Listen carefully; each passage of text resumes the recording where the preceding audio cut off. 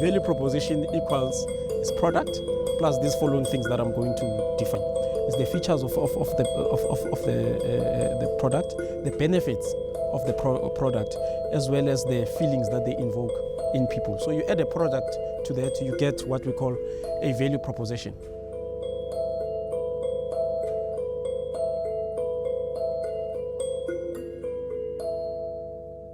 Hello and good afternoon to you, and thank you very much for joining us this afternoon as we talk about the truth in development.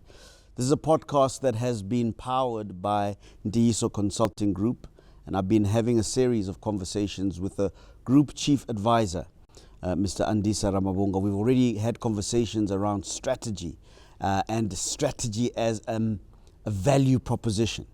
I'm hoping that you'll get a chance to look at that conversation in our previous podcast. But today, we're going to be having a conversation about how do we develop organizations that have a customer-centric value proposition. I know that all of those terms sound very jargony, but we are going to have the conversation precisely to break them down so that we can get the understanding and the meaning of those thoughts. Mr. Ramabonga, thank you very much for joining us. I really appreciate you joining us this afternoon. Thank you, Aubrey. It's quite exciting to be here, and I look forward to our engagement. So remember, ours is to try to demystify the business world. It is to try to break down some of the concepts in a way that are going to be understood and related to by somebody that is interested in perhaps pursuing some form of entrepreneurial project, or just generally interested in how commerce works. I want us to talk today about organizations that have a customer-centric value proposition. We've talked about strategy and how strategy itself can be a value proposition. Where do we start when we talk about companies or organizations that have a customer-centric value proposition? What does that mean? So it's quite important, Aubrey, to understand that business, like any, subject matter, has got principles and discipline that form the foundation. And I guess what we are trying to do with you is to almost think of business as a Lego game, pieces. What are the various components that make up the whole? Last time we spoke, you and I, we spoke about strategy that creates value, and we broke that down into three elements. We said there's the desirability element. Do you have a product that has a market, and does that market have a need for that product? We then asked ourselves, do you have the necessary capabilities to deliver on that value proposition to your customers? Do you have the right partnerships? Do you have the right resources? Feasibility, yes. And the final element really was around viability. Can you make money doing this? From the customer side, you raise revenues. From the feasibility side, you incur costs. Then the question becomes, when you do this, can you create a surplus and make a profit over a long period of time? So it's quite important that we understand at least that subtle nuance around a business. And we'll come and talk to other pieces of the Legos that I keep referring to, because for us, in order to demystify business, is to get people thinking about business in sizable chunk that they can bite a little bit at a time, and they're able to then move forward. Really, our conversation today is zooming in into that desirability element. I did mention, I think, in our last conversation, that that's the be it and end all of strategy, because once you get that bullet right, or that circle right of desirability, the rest flows. Because if you are able to craft what need you are serving in the market, and how you are serving, and where are your people, and how do you reach them, you then come back and think about, do I have the capabilities of reaching them? Do I have the capabilities of producing the product and servicing it? Do I have the machinery? Do I have the tools? Do I have the IP that's required? And how much of all these things, how much do they cost? And how much are my people paying me? And then comes the surplus that I spoke about earlier. So it all starts there. And it's quite important that we spend some time and really zoom in to say, what does it take to build a customer-centric value proposition that wins? We did spend a little bit of time in the previous conversation around what do we mean when we speak of value? I'd like for us, I suppose, to just go back to that concept for a brief moment, just so that we can understand that when we are talking about that value proposition, and we want to add to that the concept of customer centricity, what exactly are we talking about? What value are we talking about in this instance, and how does it become customer centric? And therefore the vehicle that is going to carry that customer centric value, which is the organization, needs to be, I suppose, another piece of the puzzle that's put onto that concept. But briefly, what are we talking about when we speak of value? So there are a number of, I guess, definitions of value depending on where you come from. But really value is the pinnacle that underpins commerce. I can go back to money and say money is a store of value, but it's not value itself, because it gets us to have a conversation that's equitable around what we see as value. But for me, value really is a problem that a customer has that gets resolved by someone else. It means that person is creating value on behalf of that person, and therefore they then get rewarded with this storage of value, which is money. So it might be easy to construe value as money. And I'm not saying, by the way, value is money, but remember, money comes from the system of the barter system, and we needed to come to a place where we can exchange goods without me giving you your cow and you giving me a chicken. We need to find an equitable of doing it. But the pinnacle of commerce is really around what people need on a day-to-day basis. What problems are they trying to solve? What pains do they have? I think that's critical, though. Yeah. Because I thought you were going to say value is money. But what you're saying to me is that money is the jacket that value wears under certain circumstances. That value is what you get when your problem is solved. Yes. Without getting too academic and philosophical, but let me zoom in for you.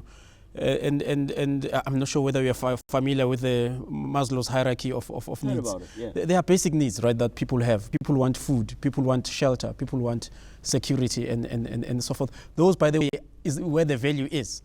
By means of servicing that particular market segment with food, by the way, it's creating value. Think of it this way, Aubrey. What would happen today if you did not have the necessary supply chains to bring food to your house? It will mean you will need to farm your own food, have storage for the food, and you'll need to develop the science of farming and understanding of what it takes to grow food, and even more of packaging the food and storing it. Now you ask yourself, that is a problem that people have, because we live in a modern society today. We have jobs, we are busy, we're raising kids. So what problems do then get solved? Or get proposed to solve that problem, right? And you could say it's the retail chain, right? It creates value because all of a sudden I don't need to have a backyard, right? Sure. I don't need to have sometimes not even a fridge, because it's the convenience. I can go into a shop and buy an apple or buy maize.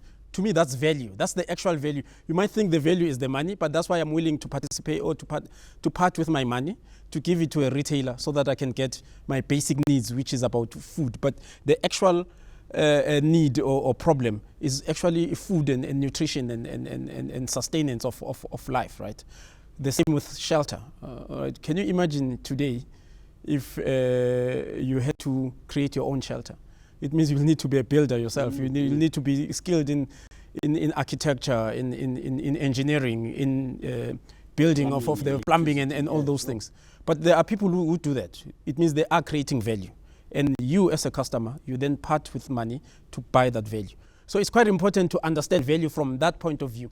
So you asked a very important question around customer centricity. And I think those examples I've just provided now actually speak to that. Is then to say that value is only perceived in the eyes of someone else, right? And that someone else is a customer. And that customer is then willing to pay for what they deem as value. They have needs, they have wants, they have problems that needs to be solved. So a business needs to come in and answer those questions to say, what are the needs we are solving? What are the wants? Yeah. What problems or process problems are we solving for our customers? And therefore craft the value that they need to derive, which would be a product that services they need. If it's a retailer, it's about food that they serve to the population. If it's about mobility, it's about car manufacturers selling mobility, which in form of cars, by the way, to the market. Or if it's housing, it's then the builders who then sell the shelter to the market. I know it gets complicated, right? Because you'll ask yourself, okay, there are a number of value Moving creators parts, yeah. in that value chain. I mean, if you were to take a house, for example, so the builder creates value, the funder creates value. That's why you get banks who are making lots, because think about what the value the banks create. It's not everyone who has the money to down pay the house once off and take it. So the builder would have created the value, but the bank allows the customer to access that house without burdening themselves with the exercise of raising the money. Yeah. They can just access the money and pay it over time. And obviously, banks get remunerated in interest. So again, these are concepts around us thinking and trying to understand the value. The reason why I'm a little fixated on us having to understand the concept of value is that if we leave that idea behind without truly imbibing it, we won't understand the value of creating a customer-centric value proposition. Yeah. So I want to stay a little bit on this idea of value. So if I'm understanding you correctly, value is a question answered. Yeah. Value is a problem solved. Yeah. Value is that for which I'm willing to part with money for. Yeah. So that's value. It's a need fulfilled. Yeah. Right. Yeah. So whenever I hear commercial people say, this guy is creating value, it's not just necessarily because he's creating revenue, but this person is creating a convenience or a question answered that the customer needs. Yes, absolutely. Because if we don't understand that, we're going to think that it's just about the creation of money, and we won't extend our thinking deep enough as to the definition of a specific value that needs to be created by a specific company. Yes, and I guess we are setting fundamentals here, because you'll see how the way we are thinking about this problem really gets quite interesting and allows businesses to compete and differentiate themselves. I think let's take a bit of a step back and understand a typical cycle of how a business starts. You'll find that more often than not, a lot of people do really take for granted the conversation that we are having today. And let's take the concept of amagwinya that we spoke about the last time we spoke. The fundamental part. It's very actually important to get it from that point of view. It's actually quite easy to. So you might get seduced by the notion that people want amagwinya. Let me bake amagwinya and serve them. And you might miss the question that says, but what is it that the customer is actually looking for, right? Of course, they are looking to get full, right? Of course, maybe there's some pricing elements. They want to get full in a cost-effective way. And then you can even go further to say other people, maybe it's a delicacy for them, amagwinya, which is a different problem, by the way, or a different need to the one of sustenance, right, in a cost-effective manner. And you have to ask yourself, okay, the guy who thinks amagwinya are a delicacy, what is it that they would probably want as part of me serving them amagwinya? And we took it a step further the last time we spoke and said, maybe the convenience part where you get to drop amagwinya to them. So you'll quickly realize now that you've shifted from just producing a staple product, but to producing a convenient product delivered at the door, which has on its own subtle nuances. Based on the customer. The client's needs. Yeah. So hence the customer centricity that we speak about. I guess the simple point I'm trying to make is that there could be a lot of people selling amakwinya, but each of them might be fulfilling a very different need. Some might be fulfilling a cost-effective meal. Some might be filling a delicacy. Some might be fulfilling a cultural, this is South African nationalism need. And these are different needs, by the way. The question, all centered around the same product. The same product. Yeah. Okay. The same product. And you'll see, by the way, that although it's the same product, but those businesses are different. For example, the guys, for example, who view amakwinya as a delicacy, you find that there's actually quite a niche market. And they want certain things before they can buy those amakwinya. And they're actually even willing to pay even a higher price for amakwinya. For that exclusivity, yeah. Status, And I think you always hear this thing, and that will went me to private school. Yeah. And I guess this is our own way as society, particularly South African society, of internalizing these concepts that we're talking about. But I think we're putting in a foundation that says, whenever we think product, and it's easy to get seduced, by the way, by the product itself, because how businesses start is typically exactly that. It's what you know, or what you can do, or the little opportunity you see around you. You just jump in and try fulfill that opportunity, without realizing that there's actually a science that you're starting to tick off. But for you to be sustainable, you'll need to broaden the science and make sure that you are now touching the right nerves of the right people.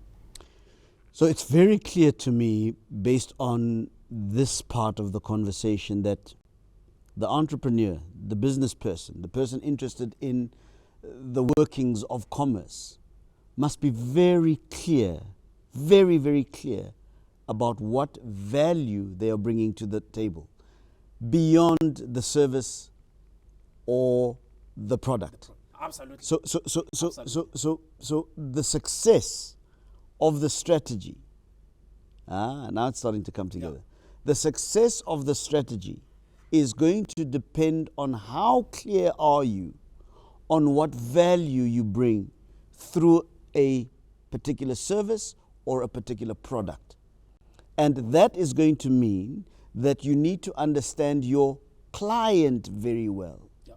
So in our famous example of amakwinya, maybe this client isn't really needing to have satiation. In other words, they don't just want to be full. Yeah. But there is a particular status that they associate with this particular product. Yeah. So to simply give this particular client amakwinya for the purpose of satiation would not be to serve their particular needs. Absolutely. You strike a chord there. So the argument that we're advancing is exactly that. That says, one, always design products around customers. I said in one of our conversations that value or products, and then we'll get to the concept of value proposition and explain it quite clear. So I might use the words interchangeably for now, value proposition and product, which, by the way, are not. To say value is a different side of the same coin to customers. And it's quite important that whenever you design a product or a value proposition, it has to do with customer needs in mind. It has to answer questions. What am I really solving? I mean, you're not solving satiation with amakwinya in your product, right? But you are solving an experiment or an experience problem. Yeah.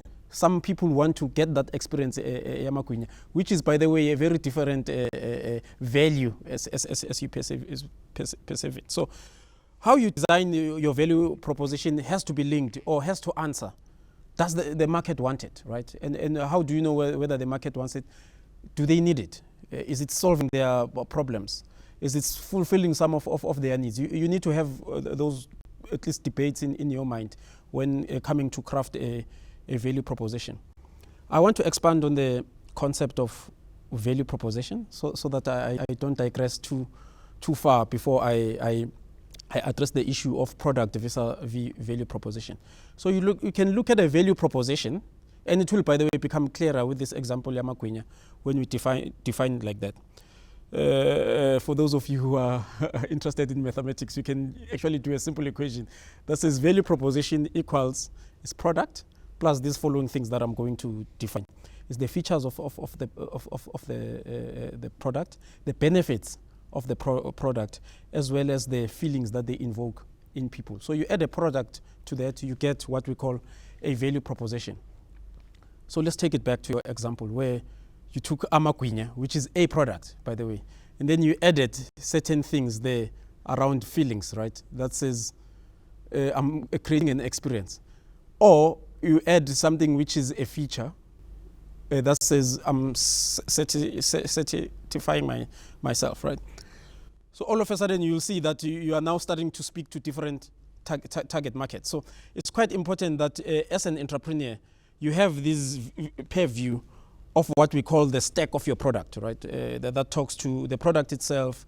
What is the benefits of this product? What are the features? Because the features, more often than not, will then differentiate your product, even if it's the same, by the way. Yeah. It will differentiate it from the rest of the market. I want to stop you there because we need to take a commercial break. But when we come back, I think you're going to be tightening the idea of how do we create customer-centric value, not business-centric value, but customer-centric value. And I'm really looking forward to how you break that down and then put it back together. My conversation continues with Mr. Andisa Ramabunga, the Group Chief Advisor at Ntiyiso Consulting, as we try to understand the workings of how do we create a customer-centric value for your organization. The Ntiyiso Consulting Group is an authentically African and globally wide management consulting firm which seeks to empower institutions that enable Africa's development. This impact is delivered through 3 subsidiaries: Ntiyiso Revenue Consulting, Ntiyiso Business Consulting, and Ntiyiso Industrialization Consulting. Our team of over 200 consultants provide sustainable, evidence-based solutions to complex management problems and are subject matter experts in strategy, governance, organizational turnaround, revenue enhancement, and unlocking new economic streams for growth. Visit www.ntiyisoconsulting.co.za for more information. Ntiyiso Consulting Group. Truth, trust, results. Welcome once again as we continue our conversation about customer-centric value creation and how we design organizations that can produce that kind of value. My guest is Andisa Ramabunga. He is the Chief Group Advisor at Ntiyiso Consulting. And we've been having a conversation, first of all, to understand what value is and how that value needs to be understood in terms of what the customer needs. We continue with that conversation. You were still explaining to me that we can't have successful organizations or businesses if whatever value proposition we are creating is for us as the business. It should fundamentally be about the client or the customer, hence customer-centric value. Continue. So in our first conversation, Aubrey, you actually mentioned a very important point that says actually some of your funding might come from the market. I think we are now trying to create that thread to say, why do you then need to go to that market to get that funding? Or why would they necessarily be willing to part with money to fund your idea or venture? And it's simple, because I did say, or have made this assertion that says ultimately the market is your funder. The other types of funding that you talk about, they are just a bridge yeah. to get to whether it's CAPEX or OPEX, but ultimately it's about getting money from the client and replacing or retaining that money from the funders. So it's quite important that whenever you craft the value propositions, not for yourself, because you don't have the money, right? The people who have the money are the market. And for them to part with that money, they need to see value, or they need to at least get a sense that you are solving their needs. And the way that you are solving their needs is worthy of them parting with their hard-earned money to give to your to your business. So whatever you do on the value proposition should always answer what's happening in the market. It should always answer what problems are we solving for the consumers or for our market segments. And I'm using words which are actually quite clearly defined, but I'm using them loosely so that we have a conversation, because again we'll stress the word to say market segment. What does that mean? Because it's quite easy to think that because you sell amagwinya, your market is the whole world, which is not quite, right? Okay, maybe you will break it down and say maybe your immediate environment. If we say Soweto, your market is Soweto, and maybe zone in and say maybe we say Pimville is my market. But I would argue that it's not everyone who eats amagwinya. Pimville, other people maybe are health conscious because amagwinya are associated with unhealthy eating. That then reduces your market. But even those ones who are eating amagwinya don't pass your stall every time. It reduces your market even further. So it's again, and we'll get to the debating of what we mean by markets segments. Those are really clients that have certain characteristics that links then to your value proposition. But let me take it back again, Aubrey, because it's quite easy for us to sound academic to the entrepreneur. Because the entrepreneur probably are asking themselves, but how do we create that link between our product and the market, right? And I always say that people have to start. It's just because uvele wavula a shop and started selling amagwinya is actually a right move towards the right direction. Because what that means, it means you have access to a market already. So what then do you have to do is empathize. Speak to your clients, understand their needs. Speak to those who buy, speak to those who don't buy. Understand why is it that they don't buy? Because that one then influences how you then design your value proposition and craft it. So we said the product plus benefits plus features plus the emotions, and we'll get to again that emotional part, because I think it's a very interesting one, particularly when you have to go out there and compete. So if you take those characteristics I'm talking about in terms of your value proposition, so as an entrepreneur, you then need to ask yourself, what are the things that are the same in my product when I say the same with competitors, and what are those within that framework that are different, your points of differentiations? Because if you understand those, if you understand which of these benefits, and I go back to your example of satiation vis-a-vis experience, because that's a benefit, a different benefit, right? And then you have to ask yourself, okay, what are then the features? If it's satiation, you will find that it's a commoditized product, right? There's not high amagwinya flour, you put in yeast and then you bake and then you put out. But if it's an experience problem, really the quality would be very different what you want to do. So you want to choose maybe your flour quite carefully. You want to choose the ingredients maybe quite carefully. But you also want to choose the process of baking because you really want to create that experience that gets those people come back into those. And again, you started now just on the features of the amagwinya lao, but you started differentiating yourself just based on the features. And then this feeling one, which is now really where the marketing starts, right? This is where now you connect or you position yourself Emotionally to those. Yeah. Product, Again, you need to understand that satiation uksuta experience. It's about tantalizing the mind and inspiring the mind, and how you package your amagwinya and how you communicate the message around amagwinya then is then different. I want to ask you a question. Maybe it is related to what we are talking about here that's just come to my mind. So I stop at an intersection, stop street or at a traffic light. Young guy comes and says, buy some perfume, buy some chargers, buy some sunglasses or a cap, whatever the street vendors are providing at the intersection. You know what I'm talking about. Absolutely. But the guy will say to me, Prawak, nsapote. Right? Nsapote, buy this thing because you are supporting me. I am hungry, my family is hungry. Support me. Versus the guy who says, buy this perfume for your car so that your car smells nice. So that when you fetch your children from school or the madam from work, they have a beautiful experience. One vendor is having a customer-centric value proposition.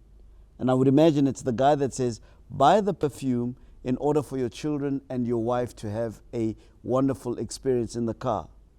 Versus the other vendor who says, buy this from me to support me, whereas support me, and that would be a business-centric value proposition. I want you to help me with that. Or it could mean that it's still a customer-centric proposition, but he is selling the value of sympathy in as far as the customer is concerned, or the customer's value of wanting to help somebody. Explain that. I want you to use... So it goes back to that notion of value we're speaking about. I mean, if you actually take that first example of support me, it means that person doesn't see value. And then the question is, why should that other person see value, right? The second person does see value. They're thinking about children. They're thinking about experiences. They say, let me create an experience for you. And this experience, by the way, has other implications for your life and your family, right? Around creating a livable environment. Pleasant environment. Already they are proposing value Yes. to a customer. Then obviously there are other things that play around what time of the day it is and whether you've got the propensity to buy. But I can tell you more often than not, you'll tend to buy from this guy who proposes value than the one who says, I won't support. By the way, that notion that you've just, I just want to push your thinking a bit. It's not far off to how business society in South Africa is. I'll take it to the mid-tier where they will say support black business, right? I mean, I think it's a big thing to say, no, come buy from me. And then when you ask, but you're supporting South African products. Well, the proudly South African, we could argue, but maybe for now, let's position put that one because that, again on those ones, I think it's about the packaging of the message. You know, whenever there's something with nationalism, there's always something good at play in there. But let's pack it for now. I think we're going to come back. So you'll find a lot of people, who, for example, who sell clothes online, and they say, please support black business, or someone who cooks, and they will say, please support black business. Well, Brown Sense happens to be a very good market, but you find a lot of those characters there. But I think they're doing a good job of creating a marketplace for traders of commodity goods and services. I think I've seen some of them there. But so those platforms, for example, have not brought in people. Kasi economy? Sorry, I'm thinking now of various brands. But you are saying to me that there is a particular sentiment that is used to try and create value, and that is buy from me because I am like you.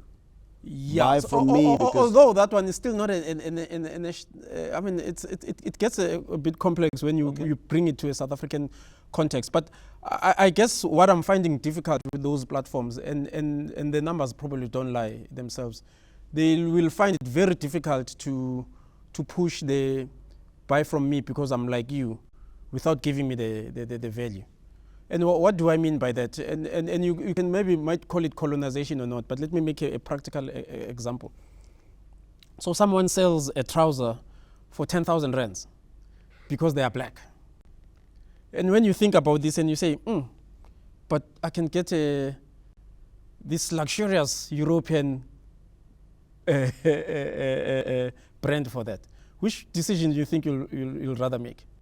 Yeah, well, I mean, I'd probably go for the global brand, the international European brand, because I then get the benefit of a global status, being part Absolutely. of a fraternity of people that are buying at a particular level. So what those brands have done is they've spent time really crafting their messaging.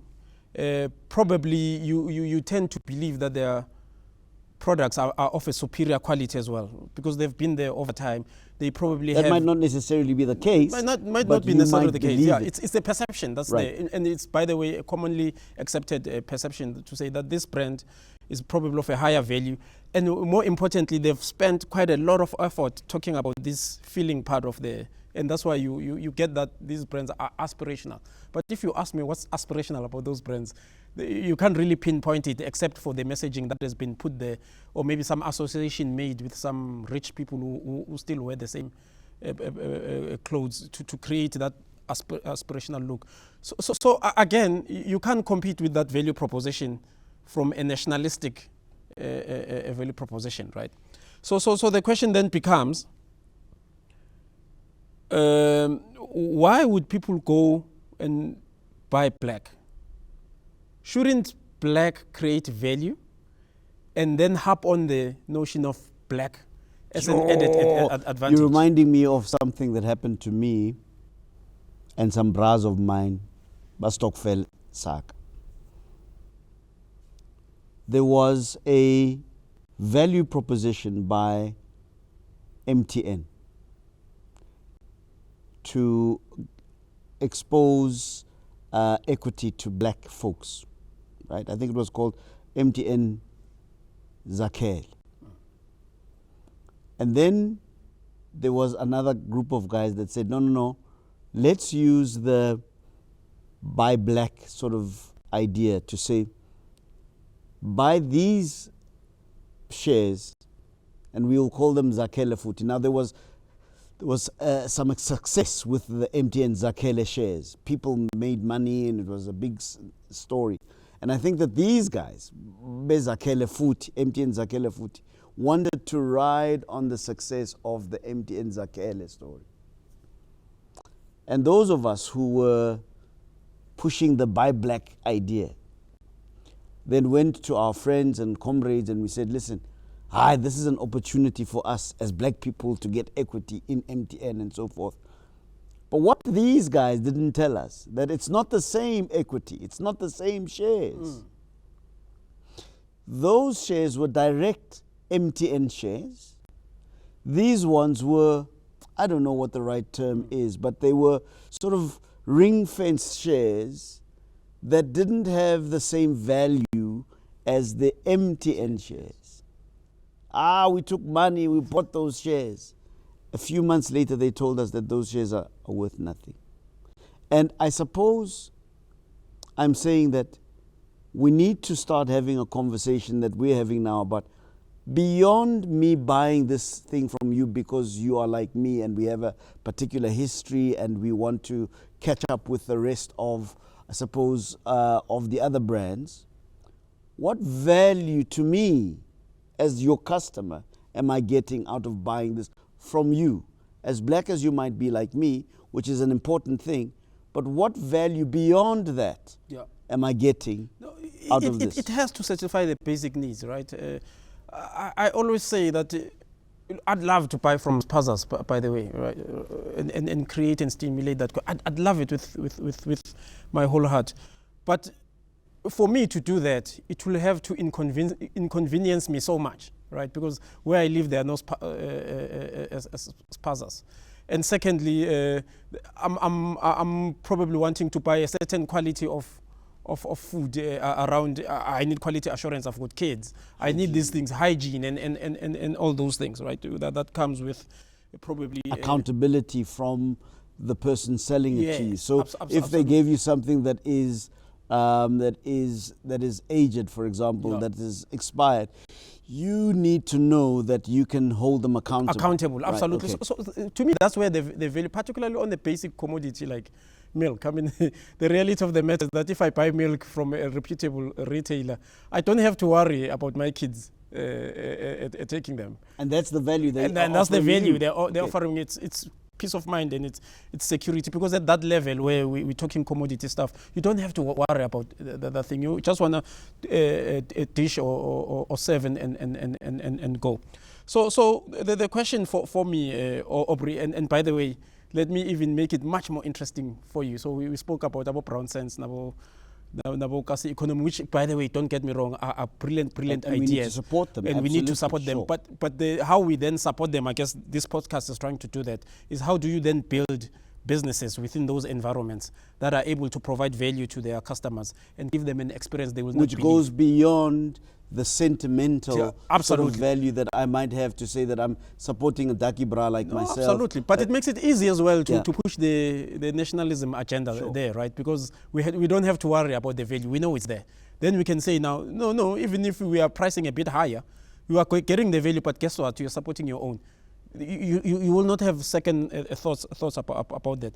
But let me take a step back, and you should understand how this thing of support me because I'm black, how it then undermines the national agenda of transformation. And I was chuckling myself the other time to say, but why is it that things like enterprise development and supplier development has really not given us that push as a country? You'll realize quickly that probably we are not selling our, in fact, it's a tool, because I don't also want to be caught in a firing line that says I'm supporting these businesses that are anti-transformation or making it hard for people to participate in their value chains. The question is, and this is what I always argue about enterprise development, is not so much about getting sprinkles and pushing it to local economy. My question is, how difficult is it for these big enterprises to find one exceptional or two exceptional black businesses and pump it money and support them like hell? How difficult is it? So the question exactly becomes this: is there a disjoint between the value that they see between them as a client and us as service providers? Yeah, but maybe just a thought that the preoccupation might be that we need to spread the sunshine even more. That we've got a finite amount of revenue that we can push towards that enterprise development space. And so rather than look at one or two, let's spread it amongst 5 or 10. But then you're correct to say that it then undermines the whole process of trying to create, quality businesses in that space. That are going to sustain themselves, develop themselves, and perhaps even develop other chains, if I understand you correctly. So this is without us getting political, and this is maybe my criticism of the system. So I would buy that argument, except how it's happening right now is that the big businesses don't want to get even involved in supplier development. What do they typically do? They take that fund and give it to a third party, who then manages on their behalf. Then the question then becomes, what is it that the third party knows about the needs of this customer?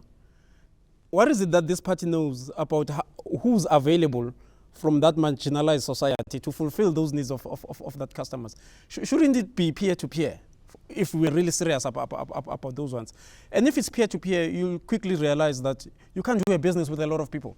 It just will complicate or makes your cost of running a business. Any business, you'll see that they will typically have a panel. Too many moving parts. Too many moving. You want 2 or 3 dedicated people that you can trust, and you can exchange commerce with, and those becomes a relationship that grow over time, and you build each other as well. You are able to identify each other's weak spots, and you say, okay, last time you gave me a product, it has these defects, work on these. You start building those value proposition within those businesses. But it has to be peer-to-peer. This thing of outsourcing funding and getting these companies that then run incubators and I'm not, by the way, adding on more complexity and makes it difficult. But anyway, we digress. All I was saying that this notion that says let's not sell value, but let's sell, I call it patronage, right? Is it buy because I'm black? Permeates from the small business, the vendor that you spoke about, to a mid-tier black business, and the ones that are participating in supplier development and I want to enterprise take a quick break. development. Sorry, I want to take a quick break. Then I want to zoom in on some practical examples. Practical examples of where do we have patronage versus value. I'm thinking of a few now, but I do want us to talk about those. And I hope that those that are looking at this conversation, this podcast, are not understanding our conversation as criticisms of those businesses or those brands, but it is critiquing with the view to helping people understand how they can improve their businesses by focusing on customer-centric value rather than other forms of value that might not necessarily be answering the questions that the customer needs to be answered. So we continue in the conversation with Ntiyiso Ramavunga, the Group Chief Advisor at Ntiyiso Consulting, talking about value, customer-centric value, and the organizations that are the carriers of such value. Straight after the break.